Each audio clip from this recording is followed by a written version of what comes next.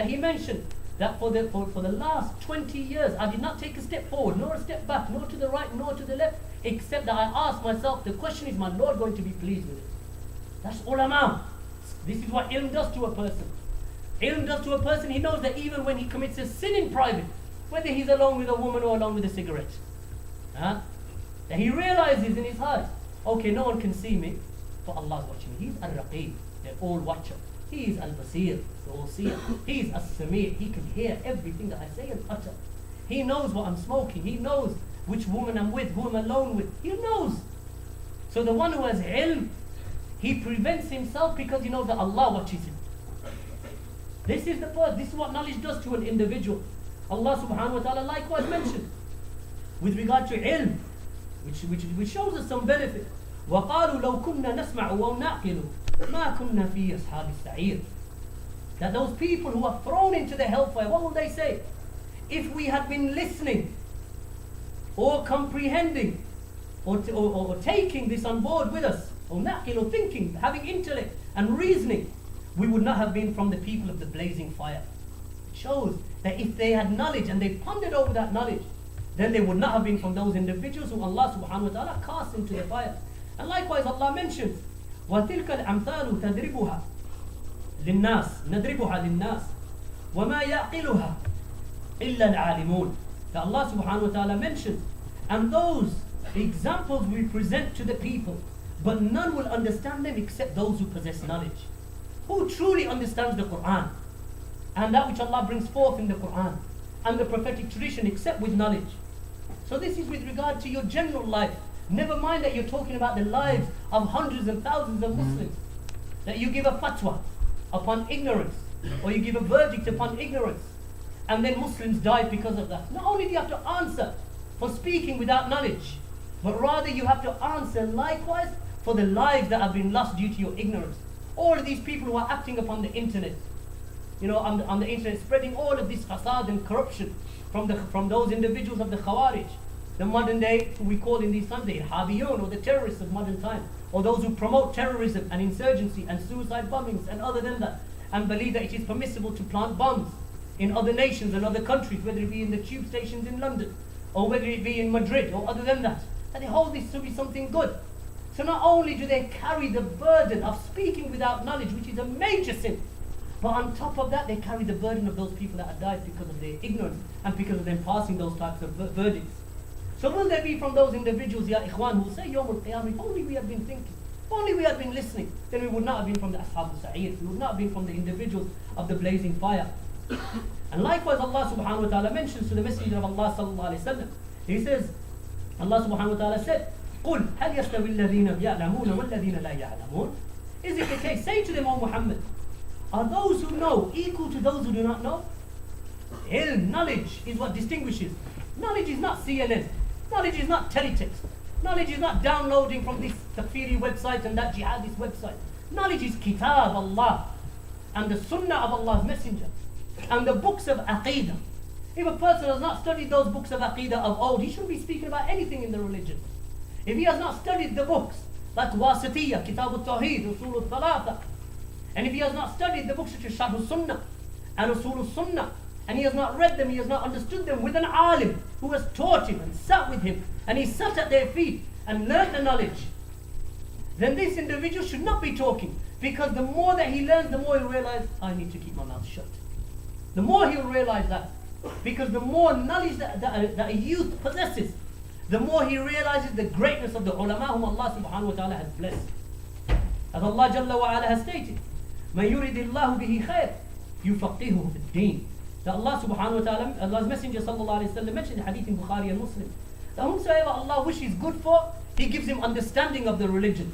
You want goodness for yourself? Seek knowledge with sincerity and purity of intention, and Allah will give you fiqh of the deen. You will begin to understand the affairs that are happening around the world. Then you will begin to think why the Muslims are in the situation that they're in. For indeed, some of the Salaf, such as Ibn Qayyim and other than that they used to mention, and this is a particular quote from the great scholar Ibn Abil Izz al-Hanafi in his explanation of Aqidatul Tahawiyah. He mentions this statement, and this is a scholar from the 7th century. He mentions that when you have rulers over you who are oppressive, those rulers have been placed over you because you are deserving of them. So fighting them is not going to change anything. Reminds us likewise of the saying of Hasan al-Basri rahimahullah, from the one who died in the year 110 after the Hijrah, from the students of the companions. Some of the people, they came to him complaining about Hajjaj ibn Yusuf, who was from the worst of the most tyrannical rulers of the world that the Muslim Ummah has ever seen. This man was going around killing companions, ya ikhwan. He crucified Abdullah ibn Zubayr, the companion of Allah's Messenger sallallahu alaihi wasallam, pinned him in Mecca from the most sacred side of Islam, pinned him to a wall, crucified him, and then wanted Asma bint Abi Bakr, the daughter of Abu Bakr, the sister-in-law of the Prophet sallallahu alaihi wasallam, the sister of Aisha radiallahu anha, to come and beg him to cut him down. Companion, this is what he did to him. He was responsible also, as many of the scholars have mentioned, for the assassination of Abdullah ibn Umar when he eventually died. This is this man. So they came to Hasan al-Basri, they said, will you not join us to go and fight him and kill him? Look how tyrannical he is doing. You see what he's doing? He's killing people, he's slaughtering people. He's taking lives and taking their wealth. Will you not join us in killing him? He said, no, I will not join you. For indeed, this individual, Hajjaj ibn Yusuf, either what he's doing by way of tyranny is either a test from Allah or a punishment from Allah. If it is a punishment from Allah, your swords will not remove the punishment of Allah. You're going to take your sword and fight the punishment of Allah. He said, if it is a punishment from Allah, then you will not be able to remove it. However, he said, if it is a trial from Allah, then be patient. Be patient, for indeed, people are never put to trial and they are patient, except that Allah replaces it with that which is better. What did they do? They ignored him. Why? Because they're youthful. Teeth are just beginning to grow. Milk teeth finished, normal teeth growing. Sufaha in their thinking. As the Prophet ﷺ described them, ruwaybida, despicable young ones, have no knowledge of the Sharia, no knowledge of the Deen. So they said, he doesn't know what he's an old man. What does that old man know? Old culture? What do we know about Islam? We're going to go and fight him because we're strong, we're young. We'll pick up the sword, we'll fight Hajjaj. So they went to Hajjaj. Hajjaj's not stupid. Hajjaj wiped out the Khawarij, nearly all of them. The worst of the Khawarij he wiped out. This man was a military leader, Hajjaj ibn Yusuf. So they went to him. Hajjaj killed every last one of them. Then some people came back to Imam Hasan al-Basri and they said, these people that you spoke to, all of them are dead. Hajjaj killed all of them.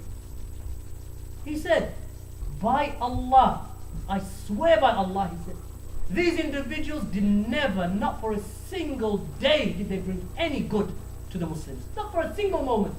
They didn't ever bring any good to the Muslims. He didn't turn around and say, Hajjaj the tyrant, because that was known. He was looking at them, you don't listen, you're foolish.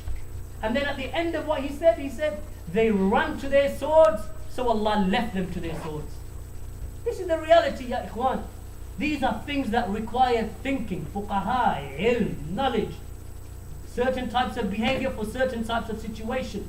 It is not one rule in every single situation. Times change, rulings change, fatwa change, verdict change in accordance to your situation. Look at some of the people when they came to Imam Ahmad ibn Hanbal. Imam Ahmad was strong in Baghdad. Ahmad ibn Hanbal died in the year 241 after the Hijrah, from the greatest of the ulama. In fact, the Imam of Ahlul Sunnah wal Jama'ah, without exception, from his time till now, Ahmad ibn Hanbal. He was strong in Baghdad, and the Sunnah was with him. And when they imprisoned him for the Aqidah, not because of political revolution. Ibn Taymiyyah, when they imprisoned him because of what? Because he spoke against the people who used to visit the graves and worship at the graves. Why did some people say, Ibn Taymiyyah was in prison? Because he was against the rulers. He wasn't against the rulers.